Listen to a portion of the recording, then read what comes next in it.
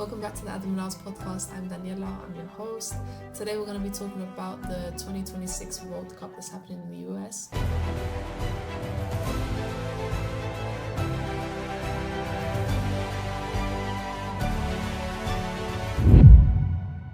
We have Fawzia here, the head of US Immigration Operations here in the UK. Hi Fawzia. Hi, Danniela. I have a couple questions for you regarding this. The first extremely important question is the FIFA Cup actually happening? Very good question, Danniela. To start with, yes, it is happening. However, the countries that would participate were not sure if they would still participate, but the event is happening, and all the details are still there on the Department of State website and on the USCIS page as well. And in fact, there is a FIFA pass where travelers can obtain a FIFA pass to get their appointments pre-booked or booked within the time of their travel.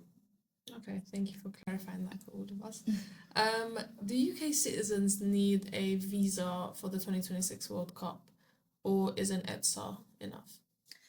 So the UK citizens, meaning British citizens, traveling to the US, the rules apply as it is for the visit purposes as it was for before. There's nothing changed as such for the FIFA campaigns or the FIFA event.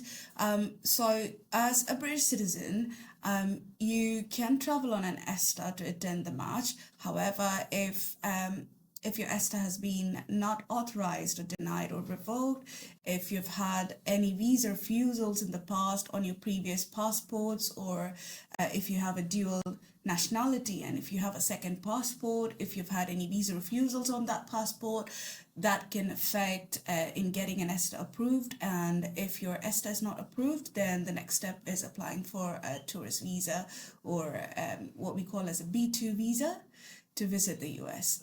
Thank you, Fawzia. How do I apply for an ESTA as a UK football fan?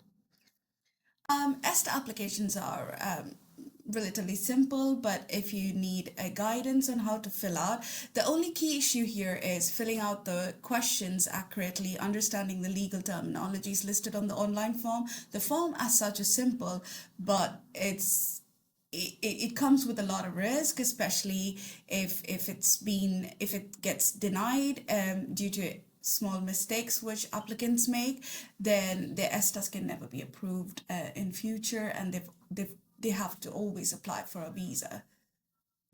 Thank you. What documents do I need to prove strong UK ties so that my US visa application doesn't get rejected? Right. So even if you are traveling to the US to watch the match, like you highlighted, yes, there are a couple of documents that you need to evidence to the consular officer to get your visa approved. So for your strong ties, for example, your residence in the UK, if you own a property, you can show your ownership documents.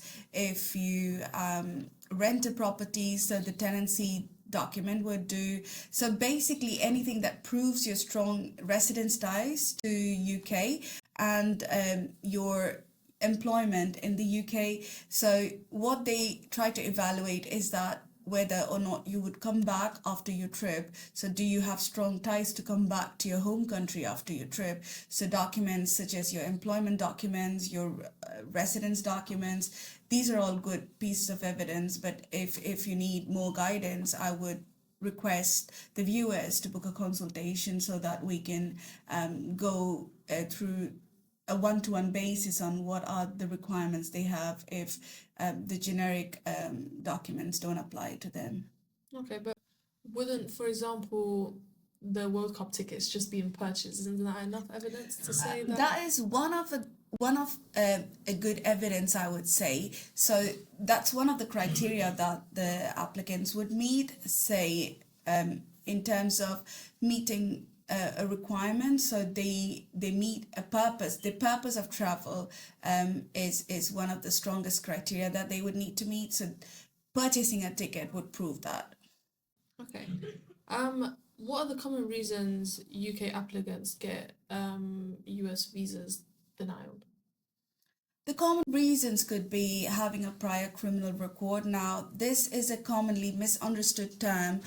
People think that if they've never been convicted or if they've never been charged of a crime, they are okay to, they would be getting a visa. However, it's important to disclose those details, even if someone has been arrested with no further action or the charges were dropped in the court. So one of the main reason for visa refusals or ESTA is having a prior criminal record, whether it's an arrest or caution or a conviction. Okay, thank you. Do I need to have a visa for World Cup matches in Canada and Mexico too? Not really. So Canadians and Mexicans, well, not for Mexicans, but for Canadians and nationals of Bermuda, they wouldn't really need a visa or any form of authorization to enter to watch the match. Okay, thank you. What is the FIFA pass and how does it help with US entry? So the FIFA pass is nothing but it's sort of giving an assurance to the consulate that yes, I have purchased the ticket and I'm ready to travel. That gives the leverage only to reschedule or get an appointment within the date of their travel or before the match. So FIFA Pass can be purchased online once you purchase the tickets with a reference number. However, this does not guarantee a visa. Okay. Something a lot of clients and viewers want to know is that should they opt to get a full B1, B2 visa or should they just go with the ETSA?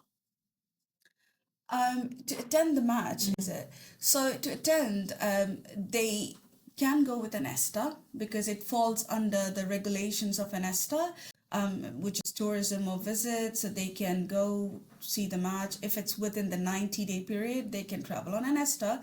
However, if, like I said, if their ESTAs are not authorized or ever been revoked or denied, then yeah, they would still need a visa. Okay, thank you, Fozia. How much does an ESTA cost? And are there any hidden fees for the World Cup?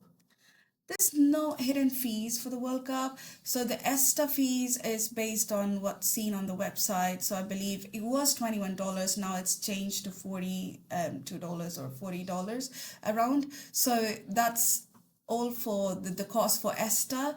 And for the visa, the costs are as per the applicant's nationality and where they apply. So for the UK, it would be around $185. Thank you, Fozia.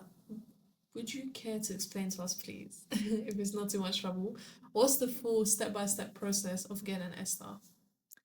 So for getting an ESTA, it's fairly simple. Just log into the CBP website, fill out the form, online form, but it's imperative that the forms are filled out clearly and accurately. So a mistake can lead to an ESTA being denied or not authorized. So it's just an online form that asks basic biographic details, your address history, your employment details, and the reason why you want to travel. So yeah, it's fairly simple, 2-page form once you fill that out. And yeah, also if you have traveled to any of the banned countries, yes, you would need to disclose which countries you've traveled to if you've traveled to any of the banned countries. And one more question to link into that. How long does it take for a ESTA application or B2 visa application to get approved? So ESTAs typically get you can get a result within 72 hours. If they need to do, when I say they, so if the CBP office, if they need to do a further review, it can take up to 1 week. We have seen a couple of ESTAs which were approved, and after a month or two, they send an email saying it's not authorized because they conduct a further check. So that's for the ESTA. For the B2 or B1 visa, it depends on when you get the appointment. The decision will be given then and there. If you do not have a criminal record, having a criminal record can delay the visa issuance. Okay, thank you, Fozia. Last question for you. What's the biggest points or delays in getting US entry during the World Cup? The delay could be, say, for example, if you have dual nationality and you have traveled to one of the banned countries, yes, we need to evidence a lot of information that the trip was merely made just for visit to one of the banned countries, and it was not because you have ties to one of the banned countries.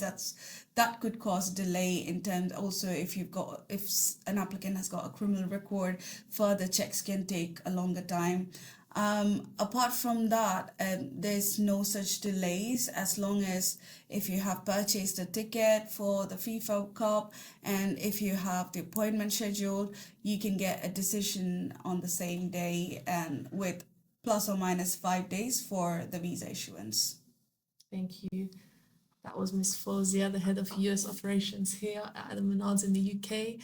If you have any questions about your ESTA applications, B2, B1, or anything in line with the World Cup in the US, comment down below, and Fawzia will be gladly helpful to get back to you. Thank you for joining Adam Bernard's podcast, and we'll see you in the next one.